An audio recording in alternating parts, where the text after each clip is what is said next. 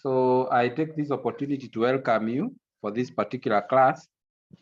Today we are going to cover written communication, and we are going to cover the whole of written communication, what we are supposed to cover today. So written communication is very wide. That's one thing you should know. We cannot deal with everything.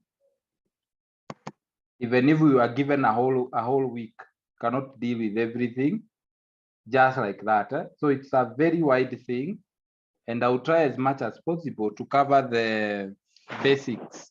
The rest towards the end of the lesson, I'll tell you to do it, or as we continue with our lesson, I'll be advising you which area you're supposed to read on yourself. Now, therefore, let's look at written communication. And when you talk about written communication, this is the development and expression of ideas in writing. This is the development and expression of ideas in writing. In other words, we are saying that there is a point whereby you'll not be able to express yourself in words, in spoken word. That's what I mean.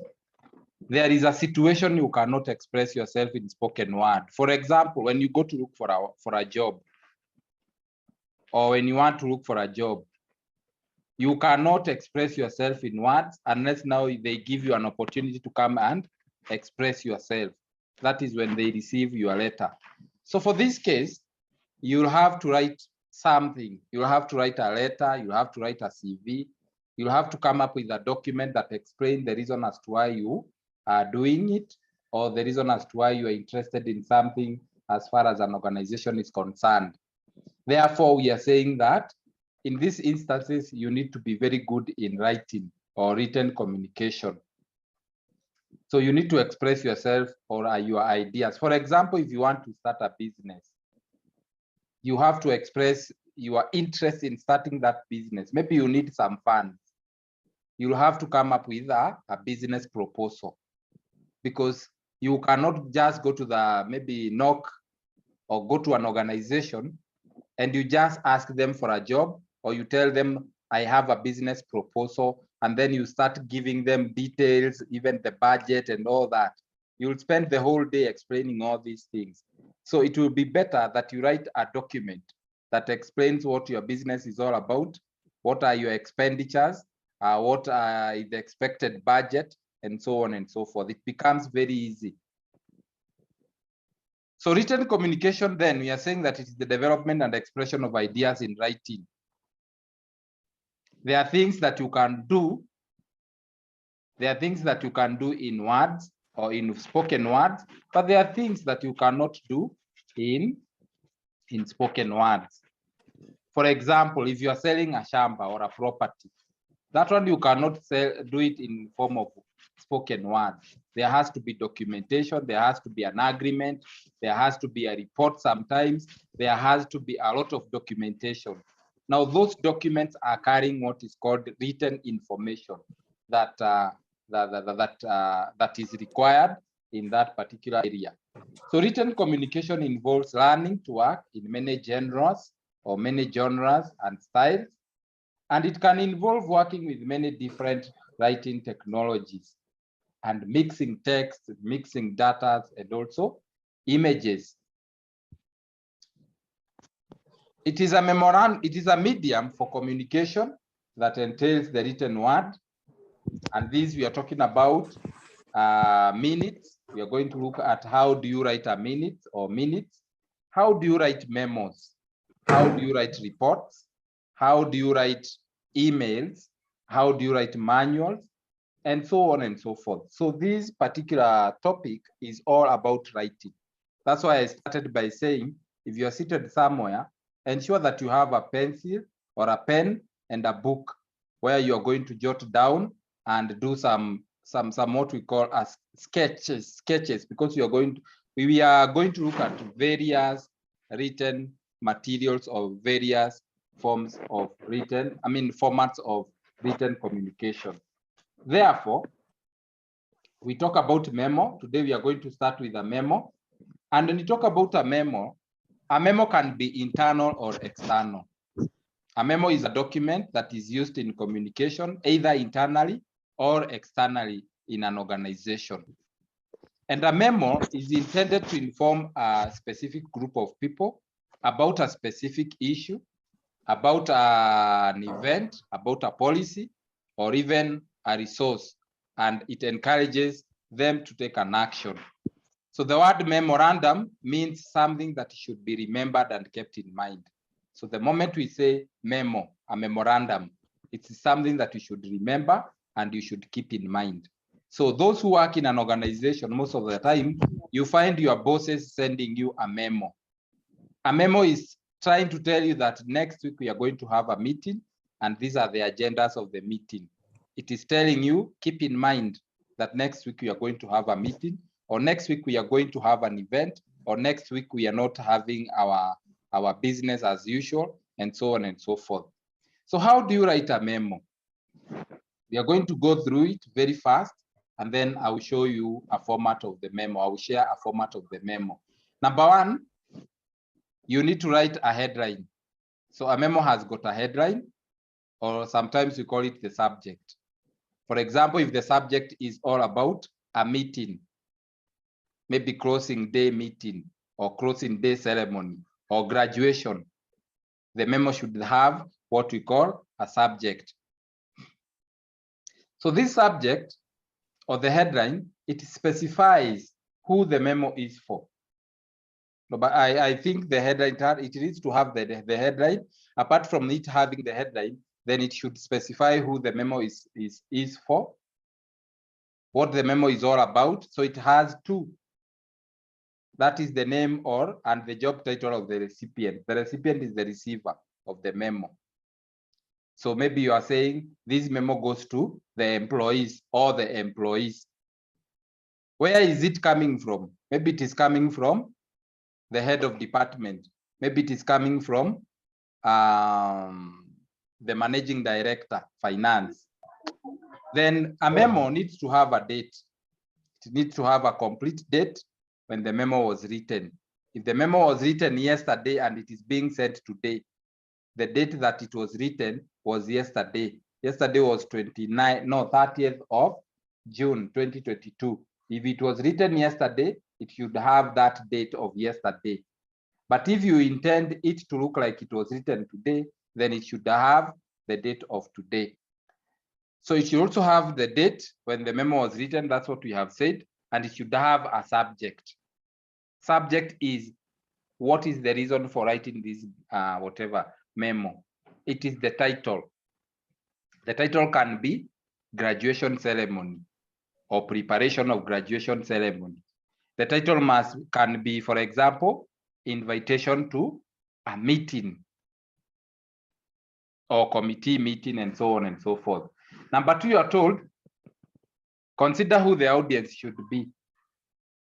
That in order to get people to read and respond to the memo, it is important to tailor that memo's tone, the length and the level of formality of the memo to the audience who will read it. So doing this effectively requires that you have a good idea of who the memo is intended for. If the memo is intended for employees, maybe department media, then it should be able to address, it should have a very good tone, it should have a very good length, it should have a very good what? A very good headline.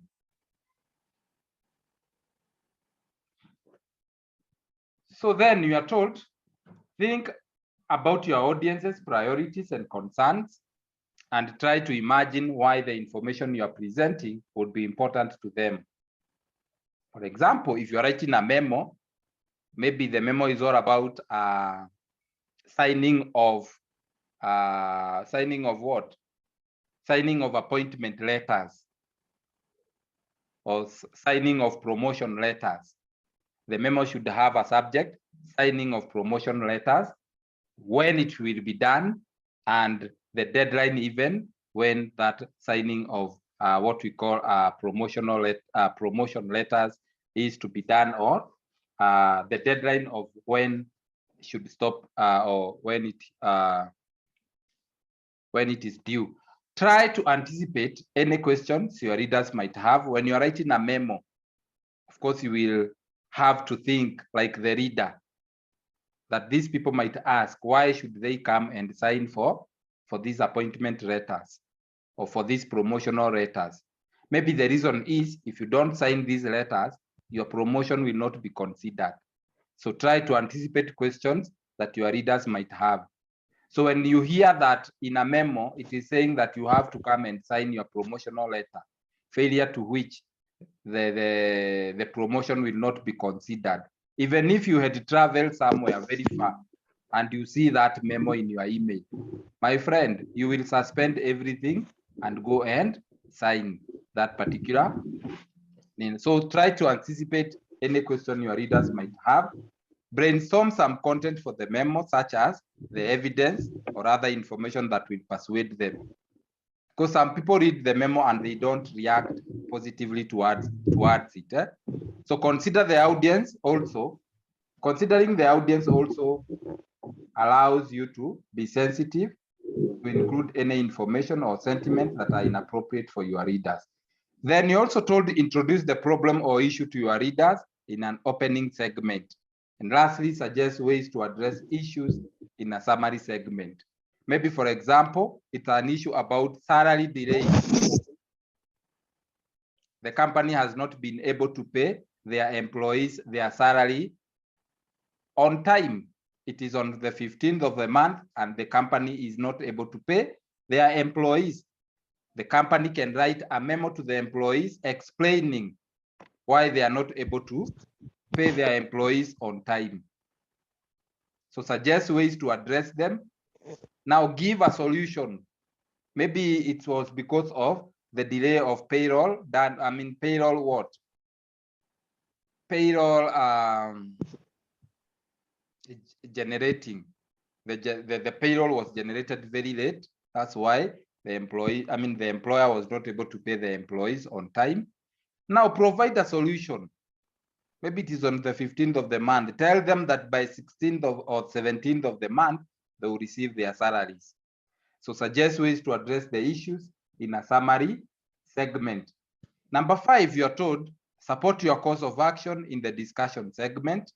That one you will read, and review and edit your memo to make sure that it is clear. Your memo should be clear, even though we have, clear, concise. It should be persuasive enough and should not have errors. Like, for example, if you make an error on the date, people will not read that memo. Maybe that memo is very urgent and it is a memo that requires a very urgent action, and you have made an error on the date. You have written 2021 instead of 2022 or 2020, whatever. So if you make an error on the date, people will not react positively towards the memo. In fact, no one will react to it because the date shows that it was written an year ago. So it has no, it is of no use. So review and edit your memo. Make sure that it is very clear. Make sure that it is concise, not a very long memo. And then the most important thing, you are saying it towards the end of the memo. Now make sure that it is very concise. Make sure that it is error-free. Grammatical errors it doesn't have. Like, for example, maybe you want to talk about the word like contagious. You end up writing contagious. And so on and so forth. So review it and check that you are consistent in the type of language that you use. If you're using English, let it be English throughout. Don't write Kiswahili in between the memo. In other words, this will eliminate unnecessary scholarly work or technical jargons. So review for spelling mistakes. Check that it is not excessively long. There are memos that are very long. Remember, nowadays people don't like reading a lot. Nowadays people don't like reading a lot. Somebody said that if you want to hide something, there is a quote that says that if you want to hide something, hide it in a book. Why? Because people never read something. No, never read. Actually, they said that if you want to hide something for an African, hide it in a book. because they know very well you will not open that book to read. Feel free to include lists, charts, graphs at the end of the memo to help the reader understand. Imagine you want somebody to understand. Maybe you want to understand the profit that we have made during this year. So feel free to include such the pictograms, the things like pie charts, bar graphs, line graphs, and so on and so forth. Don't give too many whys. Don't give too many whys. So it is important to explain why you want something done, but don't overdo it. Don't explain too many whys. That is it. Now, let me stop sharing the screen. We see an example of a memo. I want us to see an example of a memo.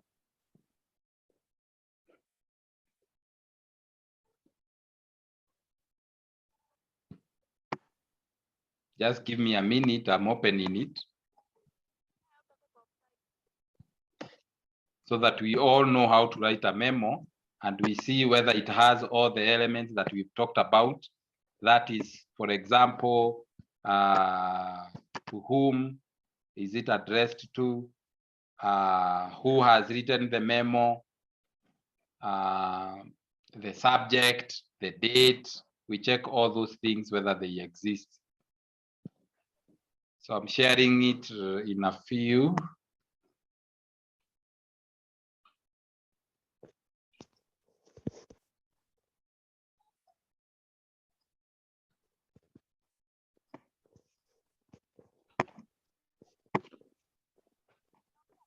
Now, I hope you can see my screen. That's a memorandum. When you look at that memorandum, of course, it has the word memorandum. So you need to write memorandum. If it is a memo, don't just assume that people will know it is a memo. You need to include that word, memorandum or memo. Some people will put it memorandum or they will shorten it to memo. Look at it. It has the date. That is October 28th, 2016. Where to whom is the memo addressed to? It is addressed to all the employees. Where is it coming from? It is coming from Dennis, Denise Cameron. Who is Denise Cameron? Is the director, Human Resource Department. So you know that this memo is serious. It is coming to Denise Cameron, and it is to all the employees. What is the subject? It is all about James Rich retirement party. So it is all about the party. This person is retiring and is calling the employees to do what? To come to the party. Look at that memo.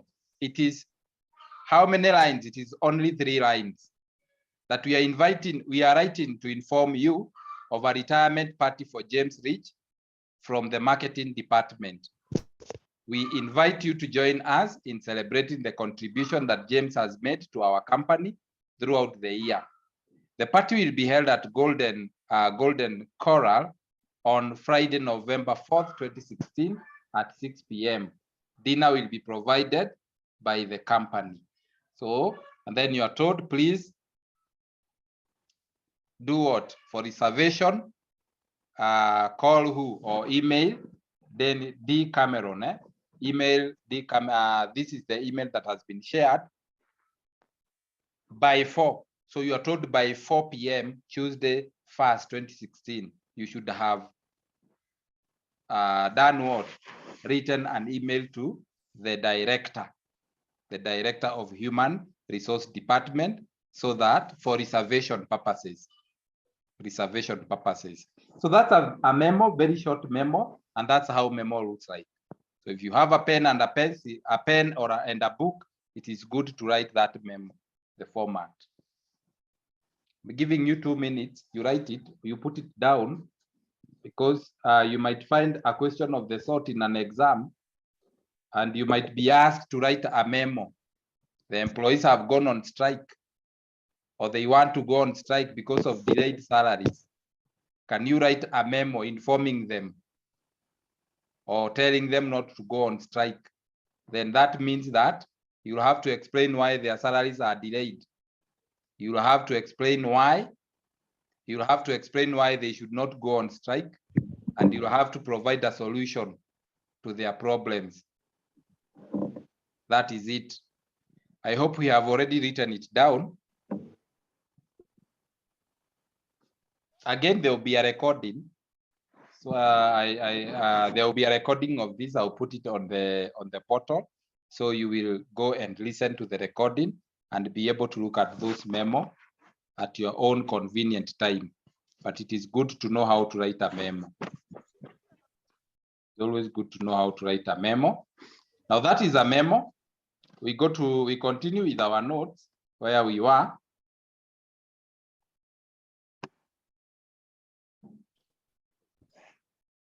So we go to minutes. Memo and minutes, they go hand in hand. Memo and minutes, they go hand in hand, especially when you receive a memo calling you to a meeting or for a meeting. In that meeting that you will go, there will be a secretary who will be taking minutes. So memo and minutes, these are like brothers and sisters. Minutes, they are also known as protocols. They are also known as protocols, which are minutes or informally notes. And they are instant written records. So these ones, they are written as the meeting is going on. That's why they are called instant written records of a meeting or hearing. So they typically describe the events of the meeting, starting with a list of attendees. So it has got what we call attendees, attendance, statement of the issues considered, that is the agendas by the participant, and related responses or decisions for the issue. So tunapoenda kwa meeting, or when we go to a meeting, or when we have been called for a meeting through a memo. You see, when you want to tell your employees that there will be that there is a meeting, you can use a memo. Then once they attend the meeting, the occurrences or the events or things that are happening in the meeting, they are usually recorded by the secretary, including people who are present in that particular meeting. So minutes may be created during the meeting by a typist. So when you talk about a typist, he can also be called the secretary. The secretary is the one who takes the minutes of a meeting. So at this time, when the meeting is going on, they do what we call shorthand notation. They write the events, they write everything that is happening in the meeting, what the people and how they are responding through writing short notes.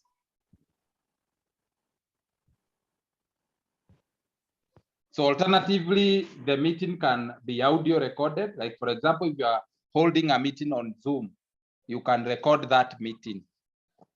You can record that meeting. It can also be video recorded. Or a group appointed or informally assigned secretary that may take notes within with minutes prepared later. So when they take short notes, they go and they prepare the minutes. Minutes, they are prepared immediately after the meeting. Why should you prepare the minutes immediately after the meeting? Because at that time you are very fresh as a secretary, you can remember everything that people said. So when you write those short notes and you put them, say for example, for a week, then you write the minutes after a week, most probably you will forget what people said. So immediately after the meeting, the secretary should go somewhere, sit down and write the minutes. So for private organization, it is usually important for the minutes to be terse and only include a summary of discussions and decisions. Yeah, many organizations have got, some organizations have got they have got their own format on how the minutes should be written. Others do not have formats at all. So depending on an organization, you will use their own what? Their own format of writing minutes. If they don't have their own formats of writing minutes, then you can use the one that is usually known. So the importance of minutes there.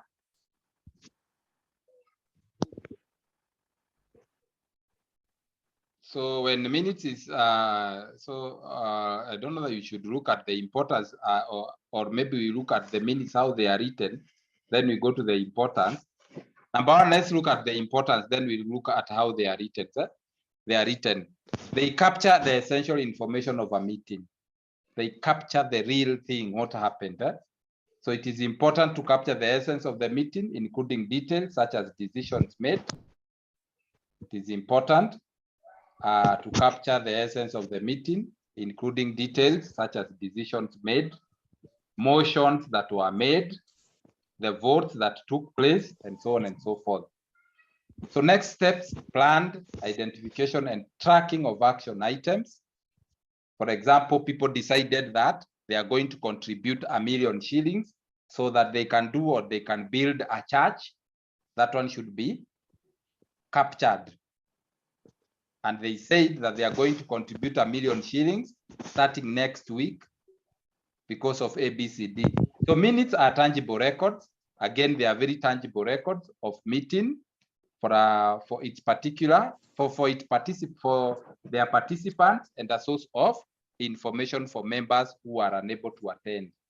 So if a member was not able to attend because of one reason or the other, they can be given the minutes of the meeting. They can be told this is what the members agreed, and then they can read and see what actually happened. Sometimes in government offices, for example, maybe you want to access the youth funds. They will tell you to give you the minutes of the meeting that you have convened or that you have attended or that you have arranged to show that you are together. So the government might tell you, because we want to release, let's say, for example, 300,000 so that you can start a business, maybe a car wash. So the money is ready. They might tell you one of the records that we want is that we want the minutes of the meeting to show that you are one and you agreed and who said the what and how you came to a conclusion. So in some cases, meeting minutes can act as reference point. It can act as a reference point. If you have forgotten what people said, you can go back to the files and check what did they say about this issue. So when a meeting's outcomes impact other collaborative activities or projects within an organization.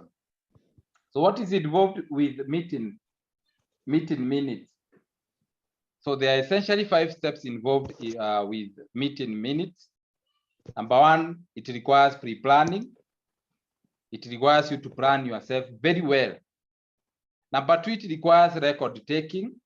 Who does the record taking? It is the typist or the secretary.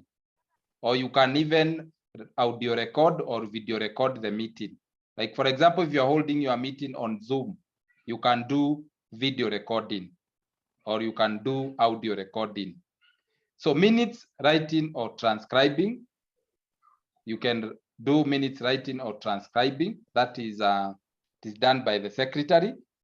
After writing the minutes, once the secretary was in the meeting and he has written the minutes, the next thing is to distribute those minutes to the members who are present and even to those who are not present in that particular meeting.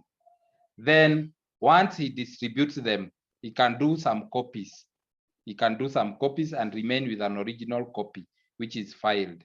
Or if it is online, you can distribute these minutes through email addresses.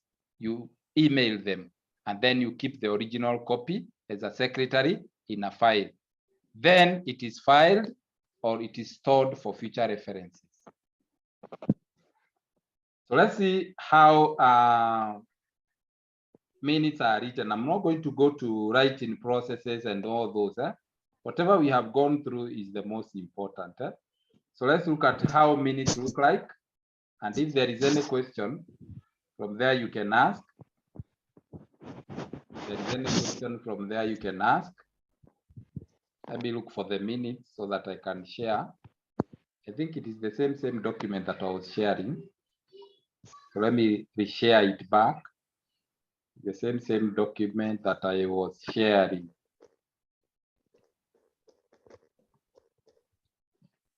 So it is there. You can see, for example, that is minutes. We have Toronto Association of Beekeepers. Toronto Association of Beekeepers.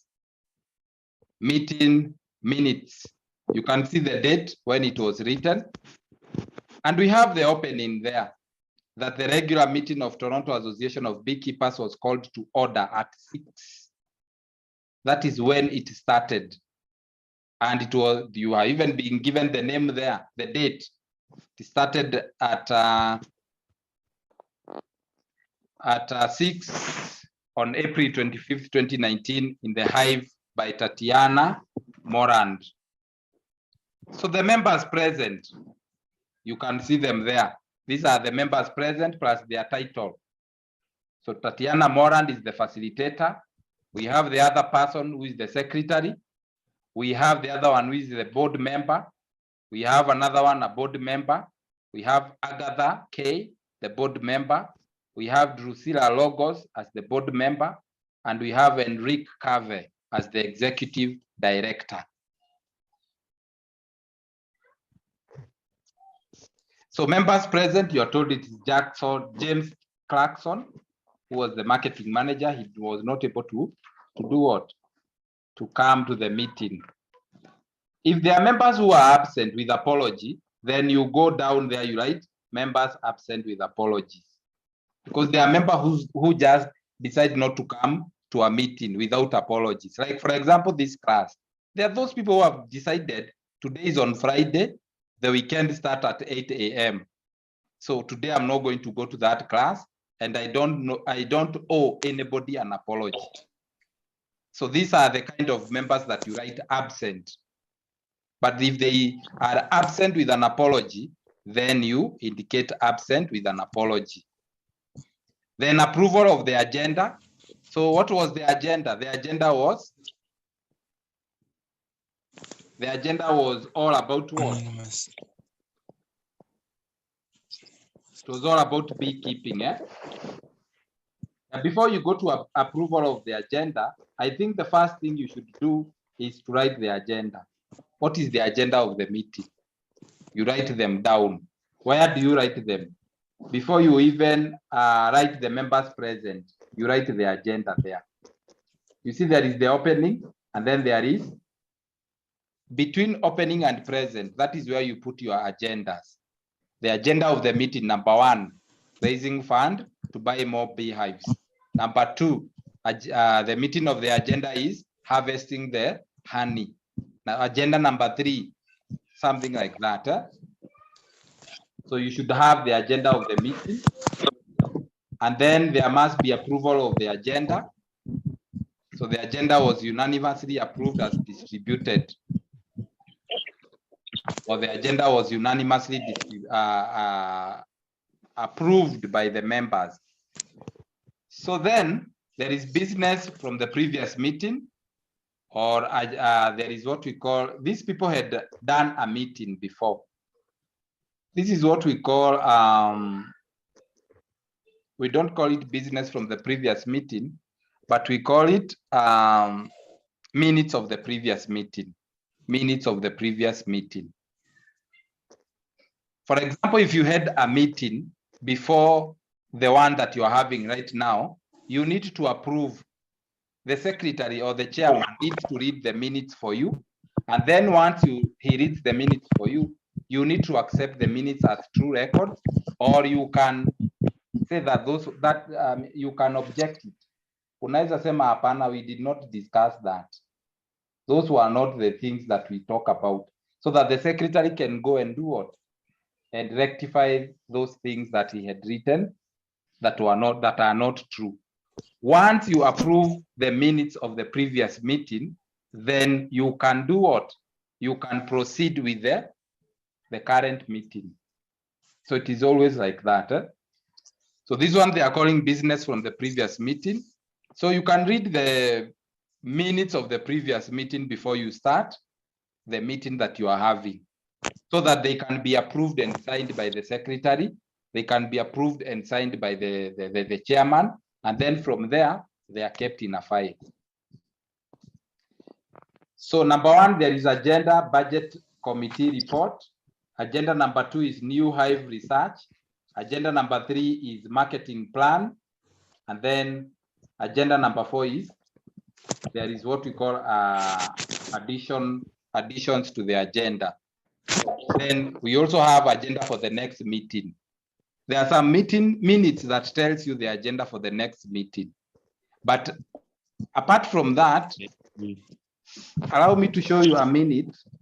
Let me show you some minutes that I developed some times ago so that you know what we are talking about.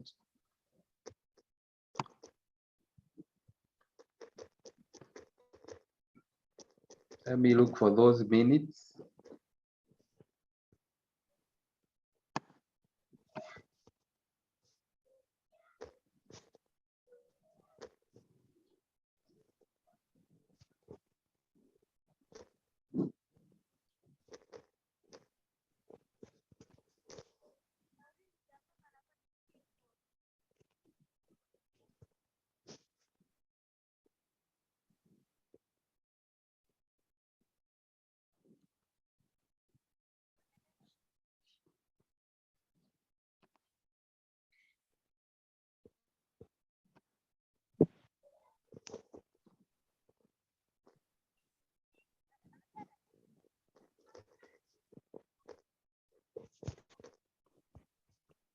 Let me share those minutes so that we can see.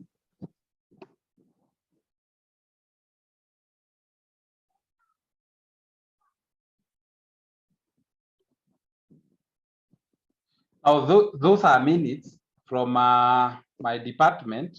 You can see the subject was results moderation meeting. It was a results moderation meeting. You can see they are called minutes, and you can see when they were developed in 2018. They are also giving you the time and the venue.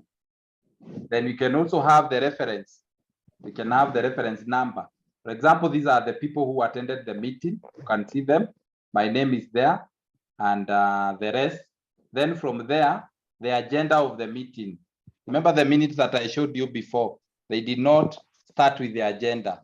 So the agenda of the meeting is moderation of CJMS, CEE results moderation. So agenda 1 is preliminary. Preliminary simply means you tell us how the meeting started. The meeting commenced at 11 a.m. after prayers from that particular person, and he applauded everyone for the good work that they had done. What was the agenda number 2? It was moderation of the results. So the chairman is talking, and then you start moderating. This is what was moderated as CJMS 205, CJMS 204. Then agenda number 3, because the main agenda was moderation. It was not preliminary, it was moderation. If you have 10 agendas, then you'll have to list them down. Agenda number 3 is any other business or AOB. If there was no AOB, you say that being no other business,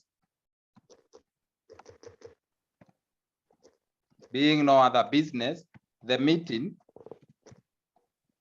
came to an end at, say for example, at 2:00 p.m.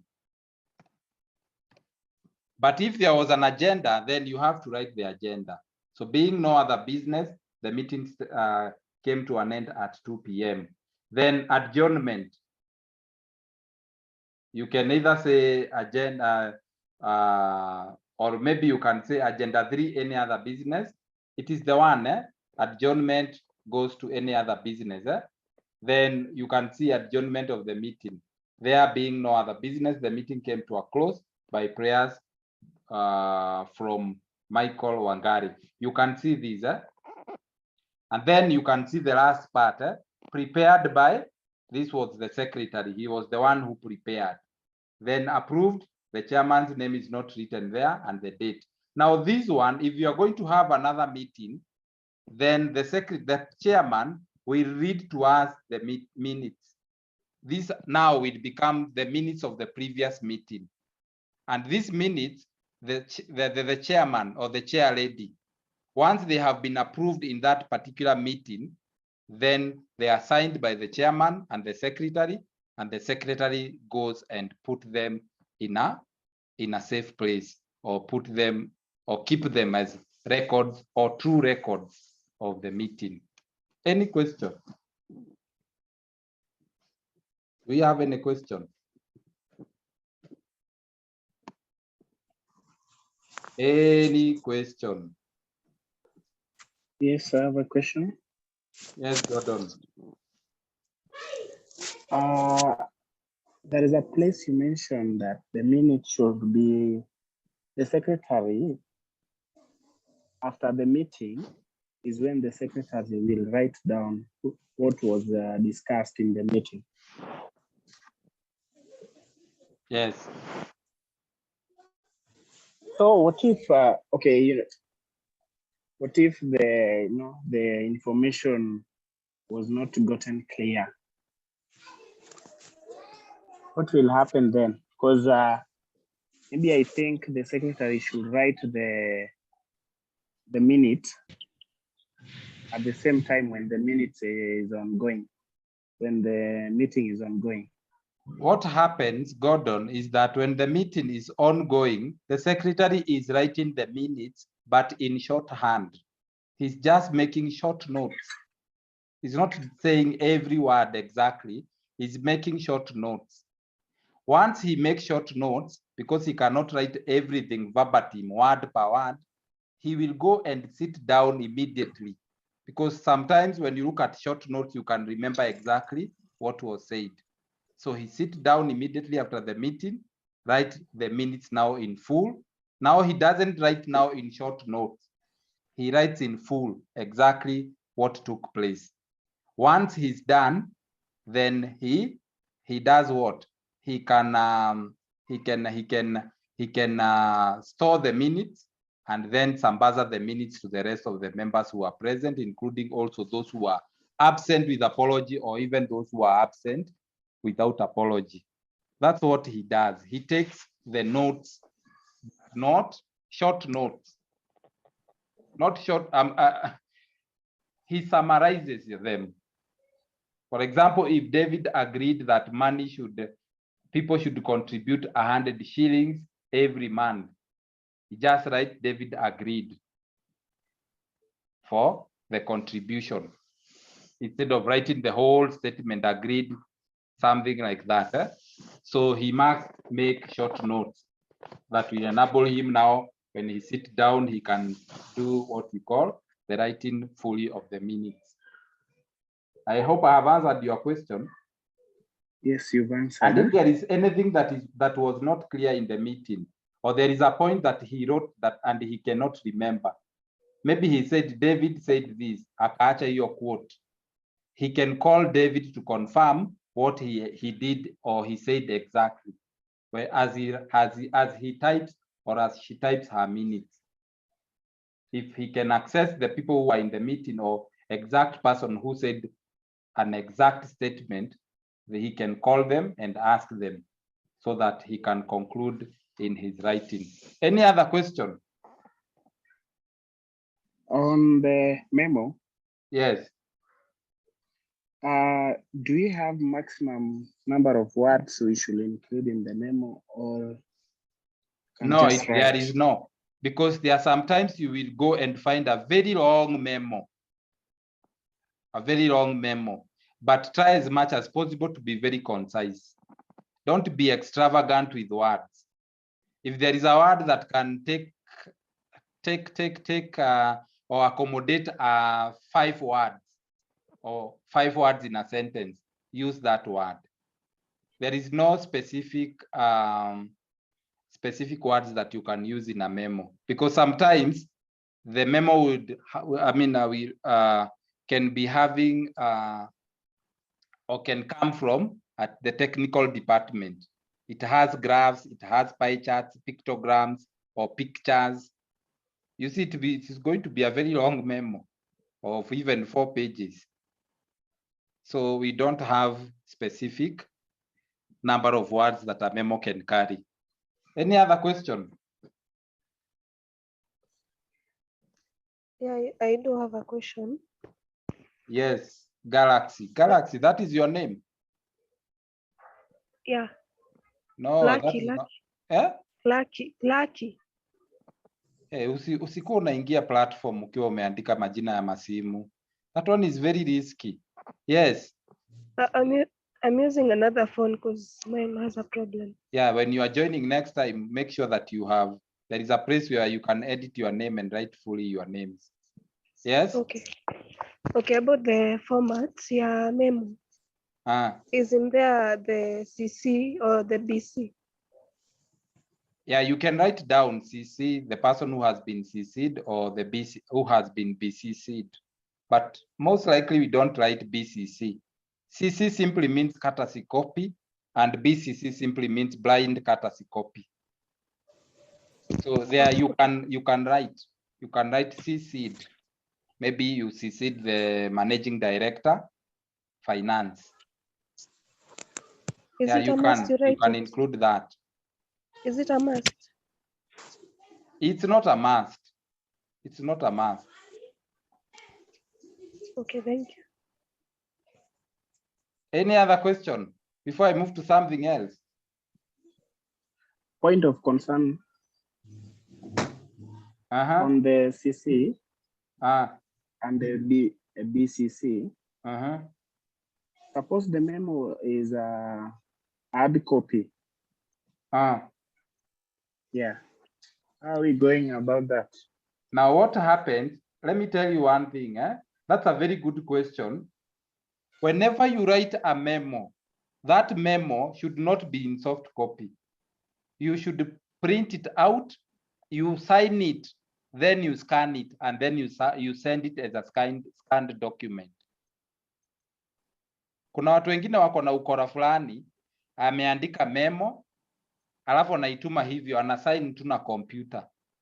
Ama una copy paste signature unaweka hapo. No, that one is not true document. You should, if you had prepared it in a soft copy, you should print it out, sign it, scan it, send it to the person, because somebody can deny that he never received a memo because it was not signed. I hope I've answered your question. Yes, you have answered. Those people who are here, are you understanding what we are saying? If you have to send a memo in a soft copy, you type it down, you print it out, you sign it, you scan it, you send it as a scanned document, so that people can see this is Mr. David who signed. This is a true document. Because they might say, if you sent it in a soft copy and you did not sign, or you took an image of your signature and pasted there, they might say, I did not receive any memo. And even if you are to go to court with that person, he will win the case. He will win the case because that memo was not signed. So it is not a document. You never communicated. So somebody can deny having received that particular memo. Any other question before we move to something else? Now, when you ask questions, you elicit a lot of knowledge. But if you keep quiet, you're not asking questions, then there are so many things that I know that I cannot tell. And because you never asked, there is no way I would have read your mind to actually know what you don't know, so that I can explain it. So we move to the second part, that is topic 7, part 2. I told you today we are going to take quite some time. We're going to take quite some time because this is written communication. And written communication requires practical. Now we go to reports. Reports. In a report, what is a report? A report is something that you write to explain something. For example, maybe you are the head of department, maybe communication. And your people, you take your people to a trip in Mombasa. Upon coming back, the managing director or the managing director, or maybe the CEO might be asking you to write a report. So a report is a detailed document explaining how things took place. For example, you might also be asked to write a report. Maybe you work in a hospitality industry, or maybe you work in as an IT technician or in an IT department, and then you supplied, say, for example, you supplied an antivirus, maybe to a company XYZ. And then when you you supplied that particular antivirus, it turned out to be a virus. So it went and did what? And spread like bushfire in a company XYZ XYZ company, and machines, it corrupted all the machines. And then your CEO tells you, write a report explaining how it happened. So reports are there to explain in details an account. It is an account how things happened from A to Z. So in a report, you give your audience an account of what you've learned or done. So report comes in almost endless variety. Some are internal reports given to audiences within an organization. Others are external reports delivered to outsiders, such as clients. For example, if you are doing CHTM, certificate in hospitality management, or certificate in hospitality and tourism, you might find yourself, maybe you're operating a hotel, and in that hotel you have prepared very nice food, or maybe you have prepared fish, and people eat fish and then they become sick. Then you are told by the Ministry of Health. So these people goes to the hospital, and then I don't know what happened. The Ministry of Health gets to know the information. Then the Ministry of Health tells you, write a report, as maybe the owner of the restaurant. You'll have to explain in details what happened, and a report has got recommendations and even conclusions. If people ate fish that was not suitable, or that was not fit for eating, or maybe that had stayed for days without being cooked, and then it poisoned people, then when the Ministry of Health officials come, they will do their investigations, and then they will come up with their report. So reports are there to explain in details what happens. Now I'm giving you an assignment. This one is not a marked assignment. I want you to go and find out, how do you write a report? You can look at any report. How do we write a report? Because reports usually have the introduction part of it, they have the conclusion part of it, and they have the recommendation. And when you're talking about recommendation, recommendations comes after conclusion. You cannot recommend what you have not concluded. You only recommend what you have concluded. So it is the recommendation that comes last after the conclusion has been made. So that's a report, and we have various types of reports. Number one, we have review status or progress report. For example, your parents can come to Mr. David and they are asking Mr. David, let me choose a student here, or maybe a teacher, my head of department, or your head of department, Jerry Mbao, might come to me, or she might come to me and tell me, can you write for me a report on Jerry Mbao? Tell me about his attendance, his performance, his all those things. So we can have what? Status or progress report. The status of Jerry Mbao, I will write that. So status, the following format is used. So you review the project purposes. Those ones you will read on your own. We have also feasibility reports. Feasibility reports, they evaluate one or more potential actions, steps, and recommend how an organization should proceed. So many feasibility reports should contain the following: an introduction, a criteria, that is, introduce the standards you use to evaluate course of action, It should have methodology. It should have possible solutions, evaluation of solutions, recommendations, and then conclusion. Actually, it should be conclusions and then recommendation. You recommend, then you conclude, then you recommend. Then we also have letters. And when you talk about letters, I think we are only going to look at 3 letters. No, 1 letter, that is an application letter. Business letters, they all borrow from the format of an application letter. Most letters, they borrow from the application letter. For example, a business letter, how does it look like? For example, you want to tell someone thank you. You write them a thank you letter. Candidate rejection letter. You want to show that the candidate has been rejected. Maybe you are applying for a university and you have been rejected. They all follow the format of what we call the application letter. That's why I'm going to summarize this by showing you how you write an application letter. It's only the subject that you will change. For example, if you're writing a candidate rejection letter, you only change the subject. The subject is that area. Maybe the subject was looking for a job. You change the subject to become, for example, candidate rejection letter. Then we also have congratulation letter. How do you write them? We also have cover letters. So I will show you how to write a cover letters. The other letters, most of them, they borrow from cover letters. So if you're told to write an application letter, do not be confused. An application letter is simply a cover letter.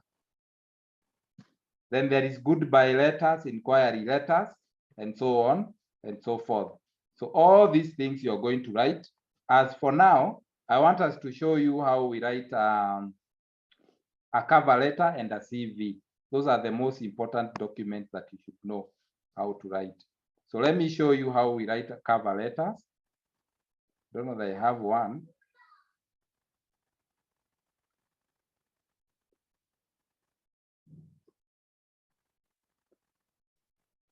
So in the cover letters, we usually use, for example, if you are writing a cover letter, it is most of the time you write a CV before you write a cover letter.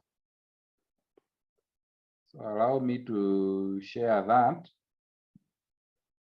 I think I had.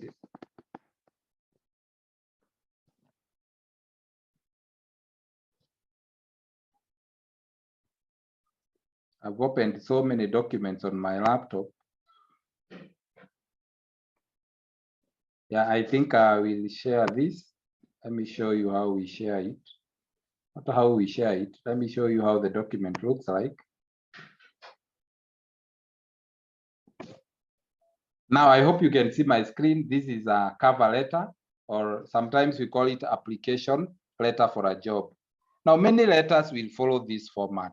For example, if you're talking about rejection letter, you only write the subject here. Before you go to Dear Sir, Madam, you write subject, maybe cover letter or something of the sort. So you need to have where the letter is going. Where is it going? The addresses of the place where it is going, the PO box, the email address, the date. Then you have your own addresses as the writer. So you put them on this particular area.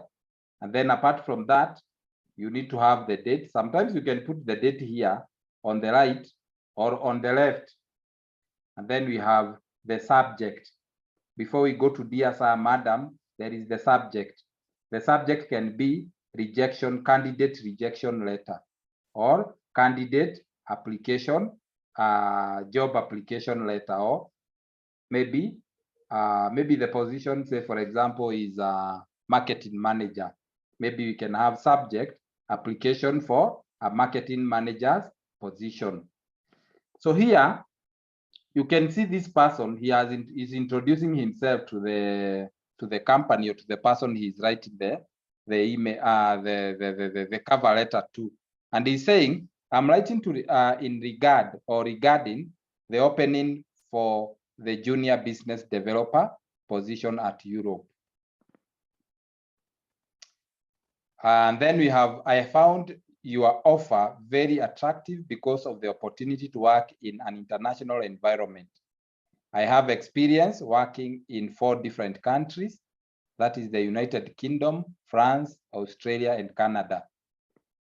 Thanks to my ability to fluently speak 3 languages, these 3 languages, that is English, French, and Germany, I believe I could contribute to building the network of companies cooperating with the Europe language jobs. Having worked in customer service at Groupon for 2 years, Groupon is the company that he was working for, and in the sales department of Amazon for the past 8 months, I have experience dealing with international clients. I enjoy performing research to find promising companies for potential cooperation, and I always make sure to be through in following up and maintaining an ongoing communication. Being result-oriented, I successfully meet my targets and help clients achieve all these things. They are all about this person who is actually, when you're told to write an application letter, you are applying for that job, and make sure that you are praising yourself. Make sure that you are writing a letter that talks good about you. Don't write something that is negative about yourself. Even on the CV, even if you have got weaknesses, don't write about your weaknesses, write about your strengths. Because the moment you write about your strengths, you are taking yourself as a product. If you are to sell a product, you don't tell the negative effects of the product. You only give the positive effects of the product. So that's how it is. And also, when you are finishing there down, let me show you.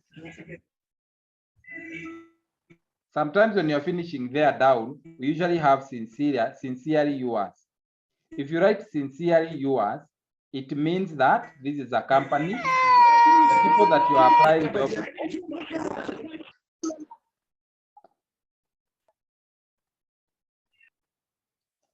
So in other words, we are saying, unapomalizia CV application yako pale chini, be very careful with faithfully yours and sincerely yours. When you write sincerely yours, it simply means that you are a new person there. These people don't know you. But when you write faithfully yours, like internal job adverts that comes in our organization, because you have worked in that organization, you can write faithfully yours. Kwa sababu hawa ni watu wanakujua. Lakini kama ni watu hawakujui, maybe una apply job Safaricom Kenya Limited, write sincerely yours or yours sincerely, because they don't know you. Faithfully is when those people have worked with you and they know you very well. That's when you write faithfully yours. Any question before I go to the CV? Yeah, excuse me, sir. Yes. Could you please repeat about the addresses? I'm not clearly understood. What have you not understood? Which one should start and which one should follow? When you're writing your addresses, the first addresses that should appear at the top are the company's address, the one that you're looking job. I mean, the one that you are writing to. If you are writing to Safaricom, the addresses that should appear at the top are Safaricom Kenya Limited. The next one are yours. Tumeelewana? Zenye zinafuata ni zako. Okay.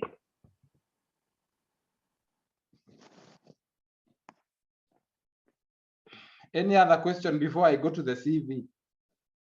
Today you are going to learn a lot of things.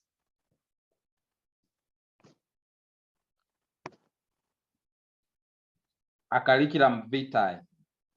Curriculum vitae is a document that you write and it is accompanied by a cover letter. A curriculum vitae tells us about you. It tells us everything, almost everything about you, because that is a curriculum vitae that I've shared of a person who wrote it. Now this person Her name is Emily Wamboi.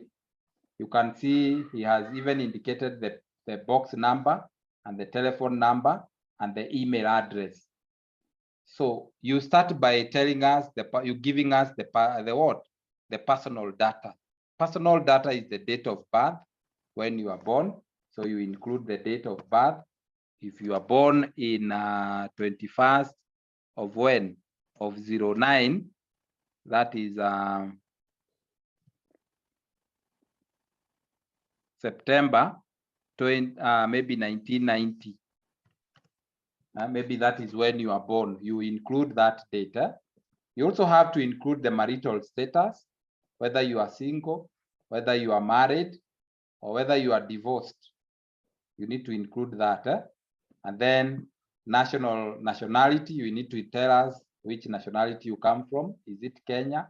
Are you writing it from Germany? Are you a Ugandan or are you a Tanzanian? Then the language that you speak English and Kiswahili. This one is very important. The personal data, or we call it biodata. It's very important. Then a very small CV should also have the education and professional qualification. In terms of education and professional qualification, umefika wapi? You can tell us, you start with, for example, the current job that you are doing. The most qualified, or the current, maybe if you are doing a degree, you can tell us currently 2022, or currently doing a degree in media. And then you tell us which university. So like this one, the current position that he was holding was the current certificate that he was holding was from Kenya Industrial Training Institute. And he had a certificate in fashion and design and garment making. And this one is Kenya National Examination. So he did an exam, a Kenya National Examination, and he got a credit. Then in 2011, 2015 to 2015, he went to Kenyatta Secondary School and he got a D plane. And then in 2015 to 2016, he went to Kenya National Library Service and he completed Reach Up. That is, this is what he did in this year, program that empowers the youth and the community in the areas of ICT, finance, literacy, and life skills. Now, this is education and professional qualifications. So in terms of the job that he has done, I think this is the only job that he has done. This one, the one that I'm highlighting in yellow. Hiyo ndio tu kazi ile amefanya. So career objective, you need to have your own career objective. And some of the career objectives of this particular person was to be a reputable employer, not to work, to be a reputable employee, to be a reputable employee in the area or in the field of fashion and design in a wide and busy environment, which will challenge me enough to be at the top level of the management. You can see he has got even the career profile. So the career profile reads that I'm a self-motivated and goal-oriented individual capable of working in a multidisciplinary, multicultural, and fast-paced environment, demanding maturity and professionalism in handling issues, and so on and so forth. Then there is what we call professional strengths or the skills. What are the skills? He possesses all these skills, and then there is work experience. What has he gotten? 2017 to date, he works in that particular company, and the roles that he does is sewing technique, pattern making, and cloth construction. Then another important part that you must put is the hobbies. Never lie on these. The hobbies is listening to music, socializing, traveling, and swimming. Then extracurricular activity, you can see that in high school and in college, what he liked. And then you have referees. In the terms, when you talk about referees, ensure that you include those people that knows you but not your family members. Make sure that you include people that knows you, that are close to you, maybe the people that you work with, maybe your co-workers, but never include what? Never include your family members. That is very crucial. Never include and when you're selecting these people called referees, select people with very carefully, because people are very jealous. Somebody can be called, say for example, Lilian Achieng Adhiambo. Odhiambo can be called and told, and you're told that, do you know so and so? We are calling you from maybe Safaricom Kenya Limited, Human Resource Department. We want to give her a job of assistant HR. What can you tell us about that person? This person might be very jealous here, and might give negative information about you. So it is always good to include people that you trust, and people that you know will give true information about yourself. So be very careful. The number of referees that should appear on your CV we should have a maximum of 3. No, a minimum of 3 people. Minimum. Huyu hajafikisha hiyo minimum, alipata tu mmoja, wawili. You're supposed to include a minimum of 3 people. Do not include your family members, because family members, you know, they can be biased. If they are asked about you, they will give lies. Watapeana uongo ndio upate hiyo kazi. So that's why you should not include family members of your referee. So that is an example of a CV that I've shown. Some CV can even go up to 20 pages. You know, there are people like Wajakoya, they have gone to school. Professor Wajakoya, they have gone to school.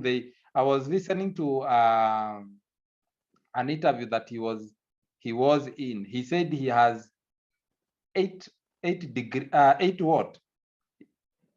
I don't know, 8 degrees. 8 degrees or 8, yeah, something like that. Now, somebody like that one, just imagine the CV, how it looks. It can even go to 20 pages or even 25 pages. And he has worked in several organizations. So that CV is a very huge one. And CV changes with the way your life changes. You should not let your CV just remain like that. Your CV, you wrote it in 3 years ago. Bado your CV ulitumia 3 years ago. Ndio bado unaitumia hadi saa hii. Kwani ya ugrow? You are not growing career-wise. You are not growing education-wise. You are not growing, nothing is changing. So as your life changes, your CV also changes. If you gain a new skill, update your CV. If you gain a new position, update your CV. So your CV should be with you. It's a document that tells us about you. Never use a CV of 3 years ago to apply for a job right now, because it will not be saying exactly who you are. So you should always keep on updating your CV, because even you are growing. Unless there is a question, me, I will stop at that point. Any question on CV writing?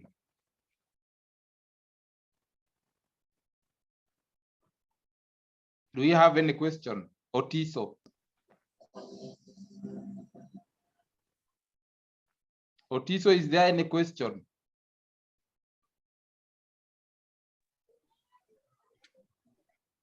Otiso anisikii. Nakusikia, hakuna question. Sawa sawa, tutaachia hapo kwa leo.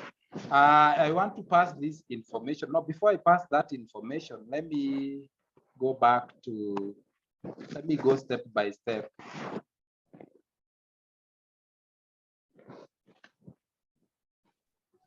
Go step by step. Number one thing that I'm supposed to do is to give you the password for today's attendance. That's what I'm doing as we speak.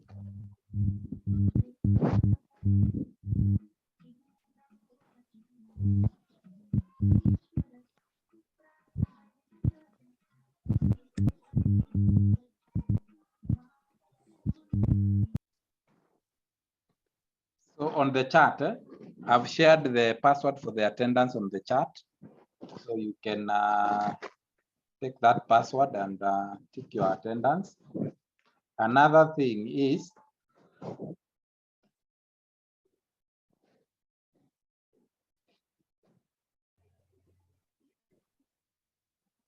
I've unleashed today's notes. Today's notes are unleashed and they come in 2 sets. That is topic 7 part 1 and topic 7 part 2. So it comes in 2 sets, topic 7 part 1 and topic 7 part 2. And then from there, I've given quiz 7. So you should do quiz 7. That quiz 7 for the remaining time until 5, you have quiz 7 to contend with. And then from there, I've given assignment 2. That assignment opens today at 5 and it will close next week at 5. So there is an assignment 2 there. It will open today at 5. So don't tell me that it is not opening na saa 11 haijafika. So don't call me to tell me that the assignment is not opening and it is not yet 5 p.m. So it will open today, from today 5 p.m. and it will close next week a day like today at 5 p.m.